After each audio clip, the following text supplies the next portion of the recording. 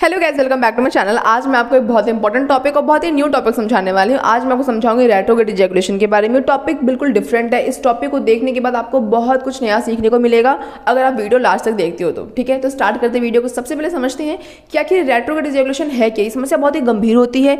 इस समस्या से जूझने वाले पुरुषों को पिता बनने में बहुत दिक्कतों का सामना करना पड़ता है, और अगर आप इस समस्या को ट्रीट नहीं करोगे तो पुरुष पिता बन भी नहीं पाते। इसलिए समस्या बहुत गंभीर है, इसको समझने की हमें बहुत ज़रूरत है। स्टार्ट करते हैं वीडियो को।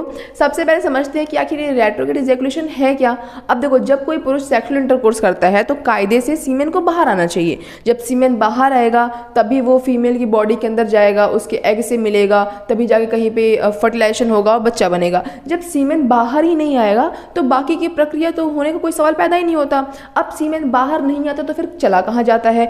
जो सीमेन है उसको बाहर निकलना चाहिए, बट बाहर निकलने के बजाय जो सीमेन होता है, जो पुरुषों का जो स्पर्म होता है, वो ब्लैडर में, मूत्राशय में चला जाता है।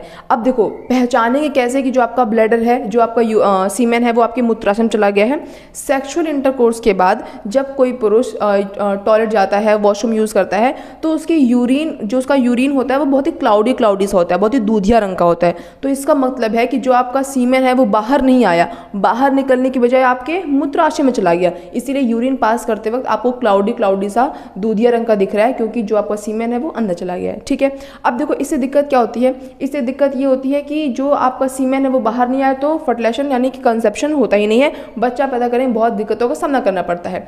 अब देखो होता क्या है, जो पुरुष की जो शरीर है, जो पूरा स्ट्रक्चर, उसमें ये होता है कि पुरुष एक समय पर सिर्फ एक ही चीज़ बाहर निकाल सकता है। या तो वो सीमेन बाहर उसका आएगा, या तो फिर उसका यूरिन बाहर आएगा। जब कोई पुरुष यूरिन पास कर रहा होता है तो मजाल नहीं कि उसका सीमेन बाहर आ जाए, और जब किसी का सीमेन बाहर आ रहा होता है तो उस टाइम चाहे कितनी भी इमरजेंसी हो बट आपका यूरिन पास नहीं होगा। ये एक पुरुषों का बनावटी स्ट्रक्चर होता है। ऐसा क्यों होता है कि जब मान लो आपका यूरिन पास हो रहा है तो जो मूत्राशय होता है, जो ब्लैडर होता है, वो सिकुड़ कर बंद हो जाता है, ताकि जो आपका सीमेन है, जो आपका वीर्य है, वो मूत्राशय में ना जाए। और जब आपको सीमेन बाहर निकल रहा होता है तो वो भी बन जाता है, कहीं यूरिन बाहर ना आए। ठीक है, तो ये पुरुषों का क्या होता है, बनावटी स्ट्रक्चर होता है। अब जिन पुरुषों की जो मूत्राशय की जो गर्दन होती है, जहाँ से वो बंद होना खुलना पूरा स्ट्रक्चर कंट्रोल होता है, जिन पुरुषों का वो बंद नहीं होता है, उन्हीं पुरुषों में ये समस्या देखने को मिलती है कि उनका सीमेन बाहर आ रहा था, लेकिन जो आपका मूत्राशय, उसकी गर्दन बंद ही नहीं हुई। गर्दन बंद ना होने की वजह से जो आपका सीमेन था वो बाहर निकलने की बजाय उसी में चला गया। ठीक है, अब इससे बहुत सारे लोग पूछेंगे किसी समस्या क्या होती है, क्या किन किन दिक्कतों का सामना करना पड़ता है। तो वैसे अगर बहुत ही ब्रॉड लेवल पे देखा जाए तो ऐसा नहीं कि आपको कुछ प्रॉब्लम हो जाएगा, कुछ कैंसर हो जाएगा, कुछ इन्फेक्शन हो जाएगा, कुछ नहीं होता। क्यों? क्योंकि वो कहीं पे ऐसा तो है नहीं कलेक्ट होता जा रहा है, वो आपका जगह भरती जा रही है। आप यूरिन पास करोगे तो वो यूरिन के माध्यम से बाहर निकल आएगा।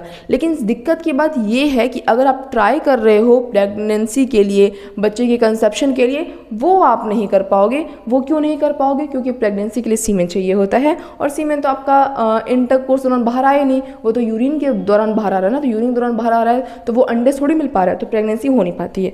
तो वही देखो कह रहा है रेट्रोग्रेड इजैकुलेशन, उसको हिंदी में हम प्रतिगामी स्खलन भी कहते हैं। मैंने आपको उसका मतलब समझा दिया। क्या ये हानिकारक होता है? तो वैसे तो हानिकारक नहीं है, लेकिन हाँ, ये प्रेगनेंसी नहीं कर सकता है। अब कारण क्या हो गया बताया मैंने आपको। मूत्राशय की गर्दन बंद ना होना इसका मेन मुख्य कारण होता है। इसके अदर्स रीजन भी होते हैं, जैसे डायबिटीज़ होता है, कोई सर्जरी होती है, कोई पास्ट मेडिकल हिस्ट्री होती है, कुछ दवाएं होती हैं जो कि इन चीज़ों को ट्रिगर करती हैं। उनकी वजह से दिक्कतों का सामना पुरुषों को करना पड़ता है।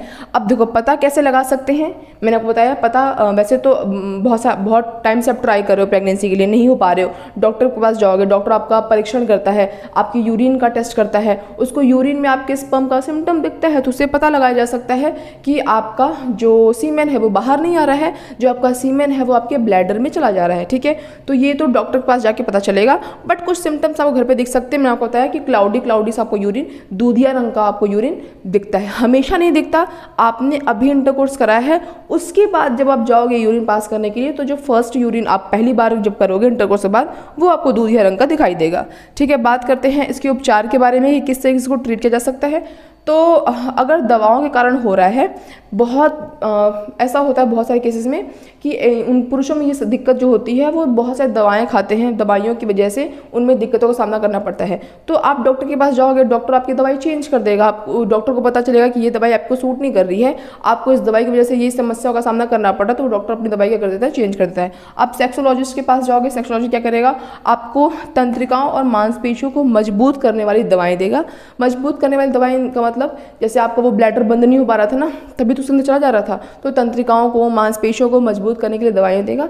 आप दवाइयों की हेल्प से उसको ट्रीट कर सकते हो, ऐसा नहीं कि ट्रीट ही नहीं होता, ठीक हो जाता है, बट ठीक होने के लिए आपको डॉक्टर के पास जाना पड़ता है और खुल के इस विषय में बात करनी पड़ती है।